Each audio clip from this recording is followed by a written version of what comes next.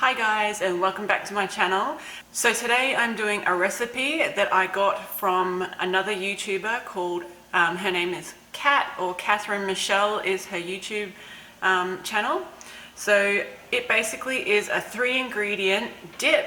However, I am also using it to stuff some capsicum or peppers with it. It is really easy. It's got 3 ingredients. So I've got some beef sausage mince. So that's 1 ingredient. I've got some Philadelphia cream cheese. So this is, 1 block is 250. This is 500 grams of sausage mince. And then 1 can of tomatoes. So chopped tomatoes or diced tomatoes, whatever you want to use. This is 400 grams. So just 1 tin. So basically what I'm going to do is fry off or cook the mince. Then I will add my cream cheese and then my tomatoes, add some salt and pepper, and you're done. That is it. It is the simplest dip slash stuffing mixture that you'll ever come across, and it is, oh my god, delicious. It is very fat. Like, you got fat sausage, you got some fat from the cream cheese. The tomatoes are a little bit on the sugary side. However, that's natural sugar. Just try and get the best macros that you can on the back. That's all I can suggest for that. But yeah, I'm going to get into it. I have a lot of construction around me at the moment, so I am probably going to put a little bit of music over this. I hope you enjoy it. If you do enjoy it, please give it a thumbs up. And also head over to Catherine Michelle's YouTube page. She is so awesome.